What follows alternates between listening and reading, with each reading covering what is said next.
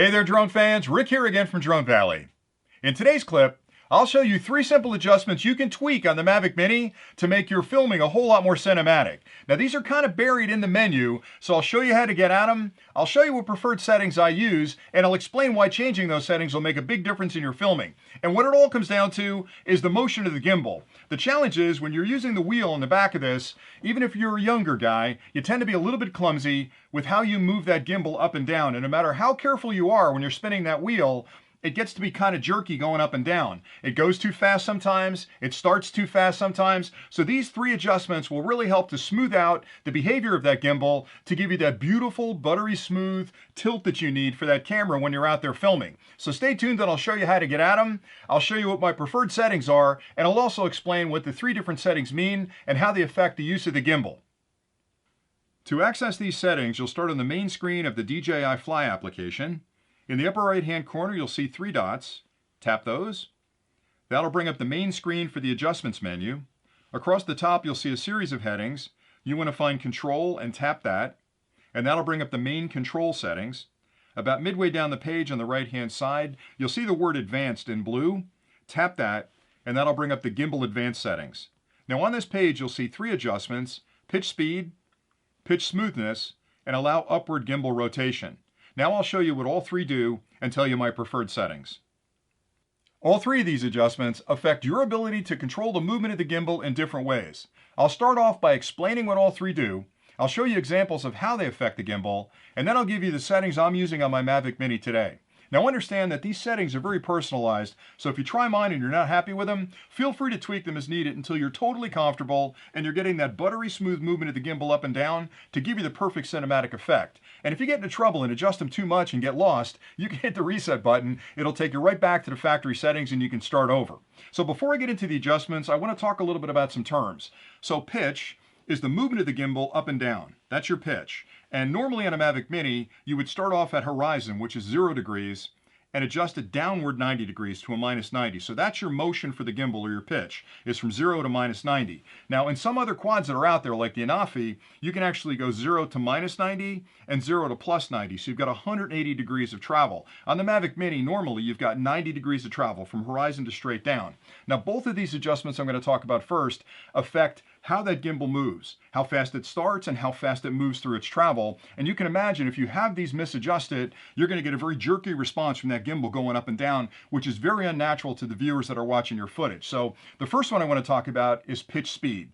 And that pretty simply is just how fast does that gimbal respond to your motions. Because when you've got your thumb on that wheel on the bottom of the controller, or your finger on the wheel of the controller, you can't really be as accurate as you expect to be. Because if you jitter a little bit, the gimbal's going to actually jerk as it's going down. But either way, if that's set too high and you pull it just a tiny bit, it's going to whip down. And that's okay if you're making an adjustment to sort of take a picture of something. But if you're flying along and you're trying to do a horizon down to a field or over a lake or something, it's a very unnatural way to go if it goes really, really quickly. So I make that adjustment a lot slower. So the factory setting on that is 30, which I think is way too fast because it really does whip down. And I changed it to 10. And I think the effect that has on the gimbal movement is it slows everything down, which is more of what I'll call an analog motion, where it's moving slowly as opposed to this digital motion where it's jerking down like this. Because again, if you're watching footage where people haven't made the adjustment, it jerks down to different spots on that gimbal travel, and it's a very unnatural thing to look at. So adjusting it down to 10, which is where I have it, allows you to have that nice buttery smooth movement through that travel. The other thing it does for you is it's really difficult when you're holding a controller, especially if you're outside and it's cold, to actually hold that control at the exact same spot. So if your finger moves a tiny bit, that control is going to pick that up and it's going to speed up or slow down. If you move it to a slower setting, like moving it to 10, it kind of amortizes or balances out that little bit of movement on the spin wheel. It'll actually slow it down and make it a little bit smoother. So my preferred setting for pitch speed is 10. The original is 30, I say go to 10. The next one has to do with pitch smoothness. And the only way I can describe this is pretend for a second that you're on a lake that's frozen and you want to run across the lake. I don't do that anymore, but if you want to run across that lake, you got to start, right? And you got to get some friction going to get going because you're going to slip a little bit to get going. And once you're going, if you decide to stop, you don't stop on a dime, you skid past where you want to stop. So if there's a line you're starting at, you got to kind of build up some speed to get past it, and then you skid past that line at the other end.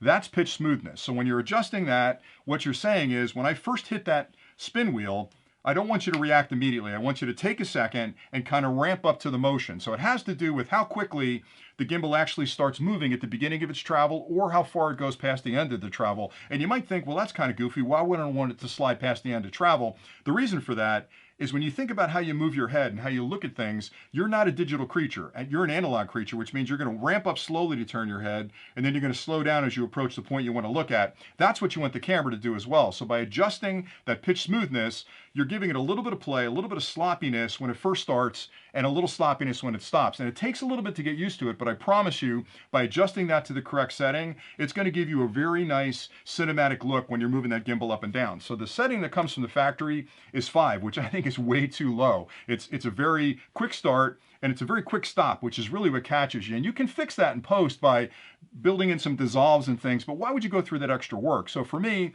I set the smoothness to 20. So that gives me that little bit of delay in the beginning and a little bit of carry past that endpoint at the bottom, which is really nice. So those two preferred settings, if you're going to change them, pitch speed is going to be 10 and the smoothness is going to be 20. Those are the two settings I use pretty much every time I'm flying. So try those and see if those work for you, because that gives me that perfect slow start, smooth movement, and slow stop at the end where it actually ramps back down. Again, an analog move ramping back down as opposed to stopping on a dime. And I'll show you examples of both of those. So what you're looking at now is the actual speed adjustment. So here I have it set to the factory speed, and you can see how fast this thing's moving. To me, it's very unnatural. It's great if you're making adjustments, but it's terrible if you're filming to move that quickly. I can always see a rookie on the controls when I see that kind of speed. Here it is a little slower. So I've moved it back to the speed of 10, and you can see just how nice and buttery smooth that is. Now, I'm not saying you can't do this with your finger, but it takes a long time to get good at it, so why would you go through that headache? All right, this next example I'm going to show you is the smoothness. Now, this is the factory setting of 5, and you can see that when I start it, it jerks immediately from that start position, and when I stop it, it stops exactly where I take my finger off that knob. And again, that's great if you're making adjustments, but in filming, you want that to start a little slower, and you want it to carry past that end zone. Now here's where I've set the smoothness to 20. And see how it takes a second or two to come up? And then it takes a second or two past that endpoint? It's a very smooth start and a very smooth stop. So it's a very pleasing view of what you're looking at there and what you're filming. So for me, those are the adjustments I would make. Now the third setting has to do with the upward gimbal travel. Now I mentioned before that you normally go from 0, which is the horizon, to -90, which is straight down. DJI gives you the ability to turn on an additional 20 degrees above horizon. I don't know why you wouldn't do that naturally. I keep that on all the time, because what that means now is my gimbal travel doesn't stop at horizon, it stops at 20 degrees above horizon. You might be thinking, where would I ever use that? Well, sometimes you're down low on a target and you're trying to film up. You're filming up a hill to try to get a shot past that particular item you're filming and get the sky in the background. Or if you've got, you're low and you want to view some trees, or you want to try and catch the moon or the sun, it's hard to look up and you can't really get high enough to get that in the frame. So having that extra 20 degrees of gimbal movement upward really gives you a little bit more cinematic control over exactly what you're filming. So here's an example of where the gimbal would stop looking up the hill at an horizon. And here's that same scene with the extra 20 degrees of gimbal movement.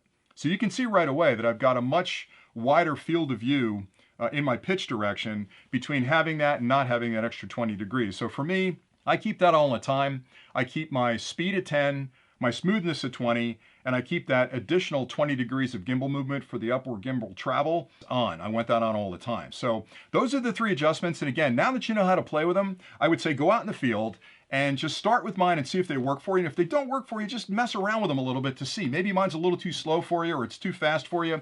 And you can make adjustments as needed to get the perfect settings in there. But the key is you want to get off those factory settings, because I feel like they put them there for the average flyer, but they're not really cinematic. So making those adjustments will really improve the footage you're shooting out in the field.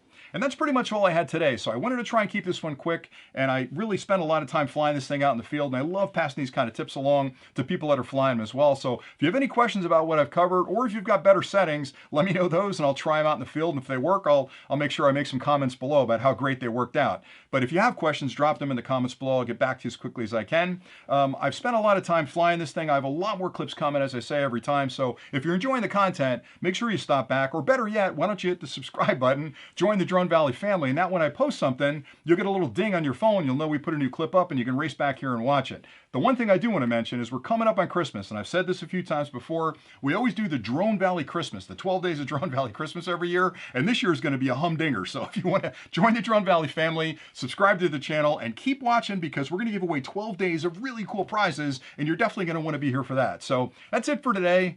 I'm having a lot of fun with these clips, you can tell. But anyway, that's it for today. Until next time, happy flying.